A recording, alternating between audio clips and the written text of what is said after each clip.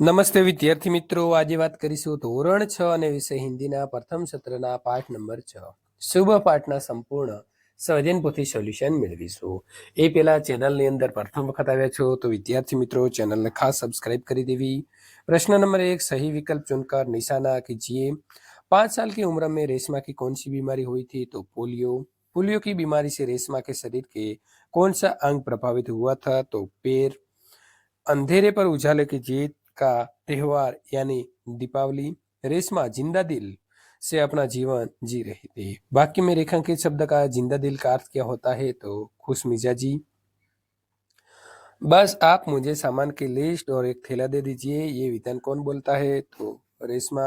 प्रश्न नंबर 2, निम्नलिखित वाक्य पढ़िए। तो विद्यार्थी मित्रों, यहाँ पहला वाक्य तमारे वांचवाना छे અને ત્યારબાદ अब इन वाक्यों को कहानी के घटनाक्रम में लिखिए। तो पहला आएगा, घर के सभी लोग सफाई में व्यस्त थे। दूसरा, माँ ने रसोई घर में सारे बर्तन, डिब्बे, बोतलें नीचे उतार कर साफ कर दिए थे। रेशमा और गोलू बड़े ध्यान से दादाजी की बात सुन रहे थे। थोड़ी देर बाद रेशमा सारा सामान लेकर लौटी। सभी लोग खिलखिलाकर हंस पड़े। प्रश्न नंबर 3, निम्नलिखित प्रश्नों के उत्तर 2-3 वाक्य में लिखिए। रेशमा के घर के लोग सफाई क्यों कर रहे थे? तो दीपावली का त्योहार निकट था। त्योहारों से पहले अब सब घरों में साफ सफाई होने लगती है, इसीलिए सुबह से घर के सभी लोग साफ सफाई कर रहे थे। रेशमा अपना जीवन किस तरह जी रही थी? तो पोलियो के कारण रेशमा के पैर निकम्मे हो गए थे, लेकिन इस शारीरिक कमी का उसका मन पर कोई असर नहीं हुआ। सभी अपने काम स्वयं करती है, वो अपने कामों के लिए किसी पर निर्भर नहीं रहती। घर के कामों में वो भी पूरी लगन से माँ का हाथ बटाती है। अपनी पहिएदार कुर्सी पर बैठकर वो बाजार से सामान भी ले आती है। सचमुच रेशमा एक जिंदा दिल लड़की है। दीपावली का त्योहार किस खुशी में मनाया जाता है? तो दीपावली का त्योहार के बारे में दादी ने रेशमा और गोलू को बताया कि इस दिन श्री राम रावण को पराजित कर अयोध्या लौटे थे। दीपावली का त्योहार सूचित करता है कि बुराई पर अच्छाई और असत्य पर सत्य की सदा जीत होती है। ये अंधकार पर उजाले की जीत का त्योहार है। दीपावली में आपके घर कौन सी मिठाइयाँ बनती है? तो मालपुए, चूरमा, चूरमे के लड्डू, गुलाब जामुन, बेसन के लड्डू, आटे के लड्डू, पेड़ा बर्फी, कुकरा, जलेबी आदि मिठाइयाँ बनती हैं। रेशमा के दोनों पैरों ने काम करना क्यों बंद कर दिया? तो रेशमा जब 5 साल की थी तभी उसके दोनों पैर काम ही नहीं करते थे। उसे बहुत तेज बुखार हुआ और घुटनों से नीचे दोनों पाँव एकदम बेपान हो गए। बहुत इलाज करवाया पर रेशमा के पाँव में जान नहीं आई। उसे पोलियो हो गया। इस वजह से रेशमा के दोनों पैरों के काम करना बंद कर दिया था। सोचकर या अपने मित्रों के चर्चा करके नीचे दिए गए प्रश्नों के उत्तर लिखिए।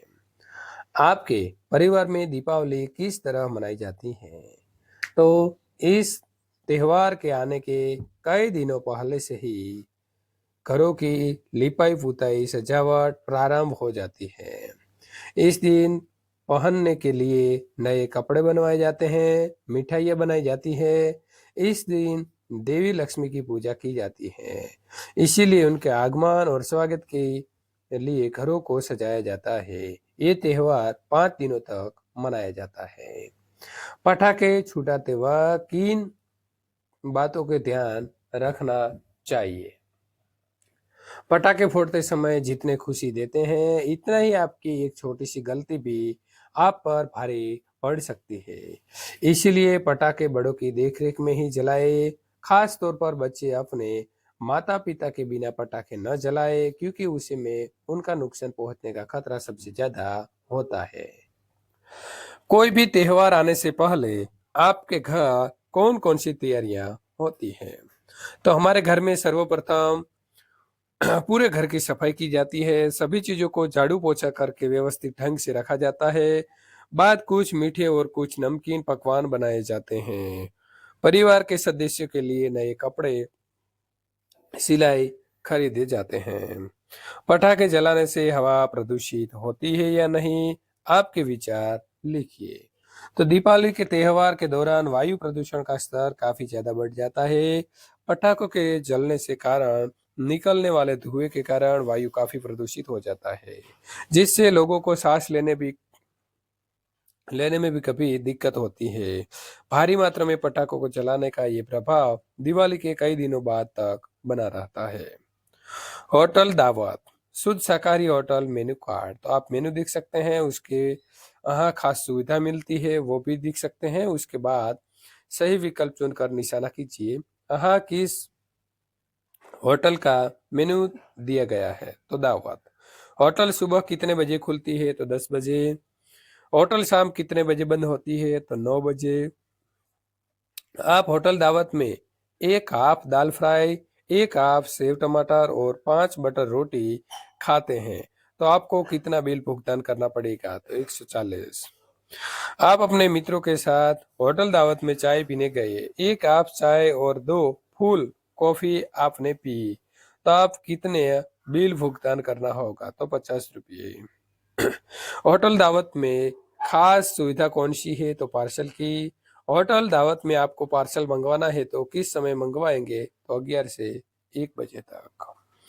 प्रश्न नंबर 6, निम्नलिखित शब्दों को वाक्य प्रयोग कीजिए। पोलियो, रेशमा को पोलियो हुआ था। विकलांग, रेशमा विकलांग हो गई थी। प्रसाद, माँ बर्तन साफ कर रही थी। प्रसाद खाएगा, माँ मंदिर से प्रसाद लाई। बर्तन, माँ बर्तन साफ कर रही थी। कुर्सी, वो कुर्सी पर बैठ जाओ।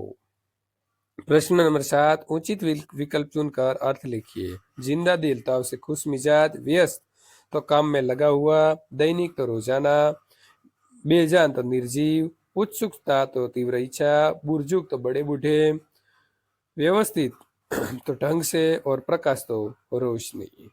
प्रश्न नंबर 7, नीचे दिए गए विरुद्धार्थी शब्द पर गोल कीजिए और मूल शब्द का वाक्य प्रयोग कीजिए। सुबह तो शाम, सुबह आज मैं जल्दी उठी थी।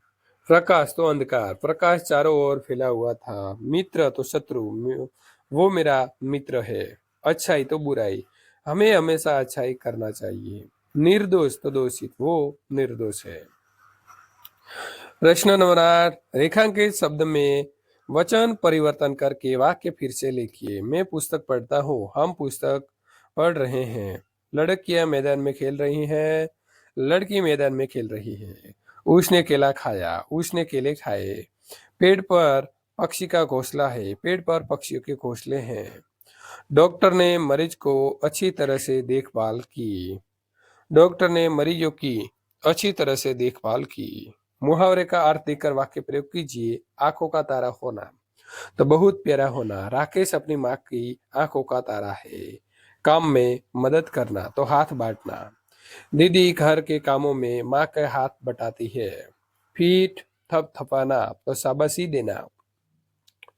मुझे प्रतियोगिता में इनाम मिलने पर पिताजी ने मेरी पीठ थपथपाई।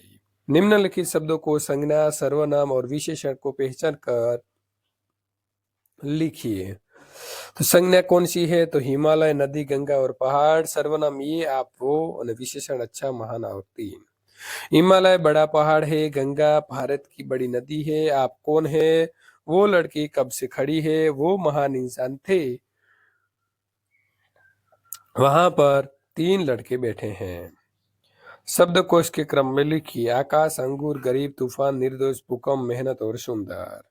વિદ્યાર્થી મિત્રો, ત્યાર પછી આગળનો કાવ્ય નંબર 7 બૂझो તો જાને કે પાઠનું સ્વાધ્યાયનું સોલ્યુશન મેળવવા માંગો છો તો નીચે આપેલા ડિસ્ક્રિપ્શનની અંદર લિંક ઉપર ક્લિક કરીને ત્યાંથી મેળવી શકશો।